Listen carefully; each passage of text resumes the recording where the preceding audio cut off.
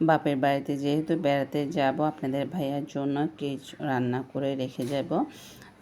ওর পছন্দের খাবারও রান্না করব, যেন অনায়াসে 2 দিন হয়ে যায়। আর আজকে মজার মজার রান্না দিয়ে ভিডিওটি শেয়ার করব। আসসালামু আলাইকুম, কেমন আছেন সবাই? আশা করি সবাই অনেক ভালো আছেন। এদিকে আমার কিন্তু অলরেডি তিতা কলা বসিয়ে দিয়েছি, কেননা তিতা কলা ভাজি হতে একটু বেশি টাইম লাগে। এটা আস্তে আগুনে রান্না করলে খেতে খুবই ভালো লাগে। আমি সব কিছু আস্তে আগুনে রান্না করি, যেন মশলাটা মাছের সাথে বা মাংসের সাথে ভালো করে এটা ঢুকে, যার কারণে আমি অল্প আঁচে রান্না করে একটু সময় বেশি করে নিয়ে রান্না করলে রান্নাটা খেতে খুবই ভালো লাগে। তাড়াহুড়ো করলে দেখা যায় যে রান্নাটা খেতে একদমই ভালো লাগে না। এদিকে কিন্তু আমার অলরেডি মাছও রান্না করা শেষ। এখন ধনেপাতা আর কাঁচামরিচ দিয়ে নামিয়ে ফেলবো।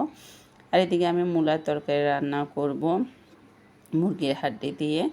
তো এখানে মশলাটা আমি অফ ক্যামেরায় ভালো করে কষিয়ে নিয়েছি। আমি কিন্তু 2-3 বার মশলাটা কষাই, যার কারণে যত বেশি মশলা কষানো হবে রান্নার টেস্টটা তত বেশি বেড়ে যাবে। এদিকে আমি মূলা আর আলু একসাথে দিয়েছি। অনেকে বলবেন কেন প্রেশার কুকারে রান্না করছি। আসলে মূলাটা আসলে অনেক আগে প্রায় এনেছিল, 4-5 দিন হয়েছিল, রান্না করা হয়নি। তো ভাবছি যেহেতু যাব, এটা নষ্ট হয়ে যাবে। তো আপনাদের ভাইয়া যেহেতু মূলা, মাংস, আলু এইগুলো খাবার পছন্দ করে, একটু ঝোল ঝোল টাইপের, তো ওর জন্য রান্না করে রেখে যাচ্ছি। আর এখানে আমি দেশি মুরগি রান্না করছি, মশলাটা ভালো করে কষিয়ে তারপর আমি চিকেনটা দিয়ে দিলাম। এরপরে আস্তে আগুনে রান্না করব। এটা যখন ঝোল একটু বের হয়ে যাবে তারপর ধনেপাতা দিয়ে নামিয়ে ফেলবো। আজকে প্রত্যেকটা খাবারে আমি ধনেপাতা ইউজ করেছি। আর আমার কাছে মনে হয় যেন প্রত্যেকটা খাবারে ধনেপাতা দিলে এটা টেস্ট বা এটা ফ্লেভারটা আমার কাছে খুবই ভালো লাগে। সব কিছু তো আমি যদি বাসায় থাকে তখন দেওয়ার চেষ্টা করি, না থাকলে সেটা দেই না।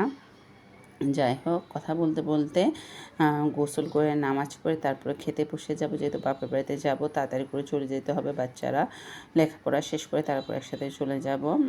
এরপরে দেখতে পাচ্ছেন আপনাদের ভাইয়ের জন্য রান্না করে রেখে যাচ্ছি। আলহামদুলিল্লাহ প্রত্যেকটা খাবারে খুবই মজা হয়েছিল।